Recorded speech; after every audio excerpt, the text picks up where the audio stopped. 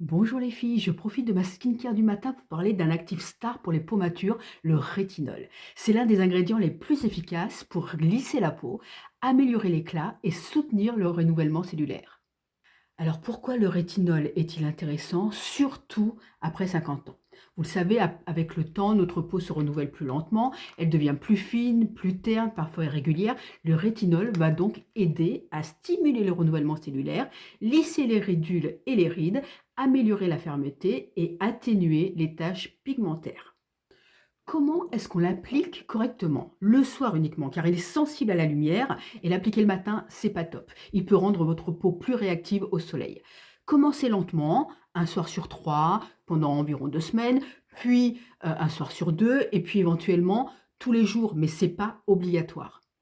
Une petite quantité de la taille d'une noisette suffit pour tout le visage et il faut éviter le contour de l'œil. Venez-y progressivement si vous sentez que votre peau réagit plutôt bien.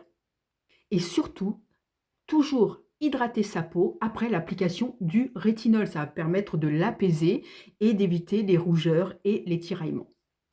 Alors le rétinol ne peut pas être combiné avec tous les actifs et je vous dis avec quel actif est-ce qu'il peut être combiné. Tout d'abord l'acide hyaluronique qui vient hydrater et repulper votre peau. Les céramides qui renforcent la barrière cutanée et puis pas de souci aussi avec les peptides qui sont un soutien pour la fermeté de votre peau.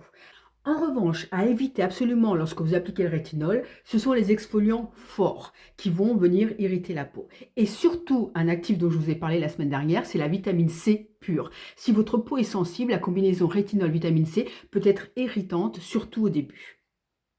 Préconisation supplémentaire lorsque vous utilisez du rétinol, comme je suis en train de le faire maintenant, c'est d'utiliser un SPF. Parce que le rétinol, comme je vous l'ai déjà dit, est sensible à la lumière. Donc vraiment, il va falloir protéger d'autant plus votre peau. Si vous hésitez ou si vous avez une peau réactive, n'hésitez pas à me demander conseil. Je suis là pour vous guider. J'espère que ce tuto vous a plu. Je vous dis à très vite. Bye bye.